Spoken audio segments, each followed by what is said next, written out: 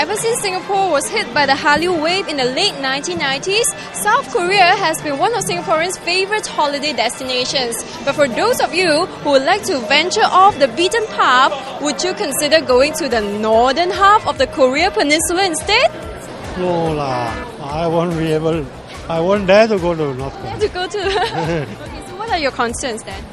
No, it's a travel area, so why should I go there? But if your answer is Yes, yeah, I think it's good. 想去吗？很想啊，就是有机会，真的很想。 you'll be glad to know that some local travel agencies are now ready to bring Singaporeans to North Korea, a relatively uncharted territory to even the most well-travelled among us. First of all, can we find out how difficult it is for Singaporeans to get their travel visas to North Korea approved by the authority?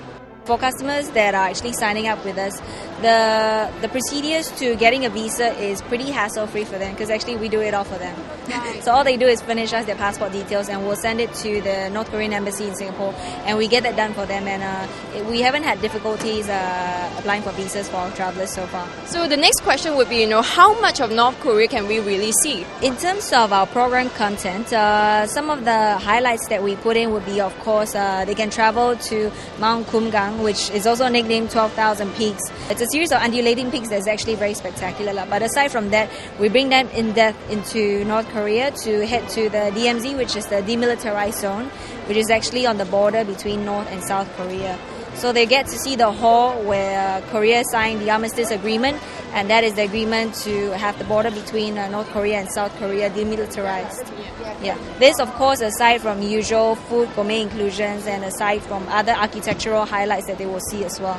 And last but not least, our travellers also get to visit a beachside resort. It may not be what we're used to, like Sentosa style and everything, but it's their beach, and they get to stay one night in a beach resort there to experience essentially how North Koreans spend their time at leisure. So if you fancy spending a holiday at a scenic, unpolluted destination, this is certainly the tour for you. But if you're hoping to take a peek into the harsh reality of this poverty-stricken country, don't raise your hopes as you are unlikely to see the locals' true living conditions. A 9-day tour to North Korea with Chan Brothers now costs about $2,600, a reasonable price considering that travelers will spend their nights in some of Pyongyang's most luxurious hotels. But are these 5-star hotels in North Korea really 5-star hotels? Do they really provide 5-star service? They are local 5-star hotels. Depending on a person's preference, they may find that certain areas are different from what they have expected. But we always reiterate to customers that these are local 5-star hotels that are defined by the local standard. Well, if the idea of travelling in a potentially nuclear-empowered communist regime is too daunting for you, there are other niche locations for your consideration. Find out more in the next clip.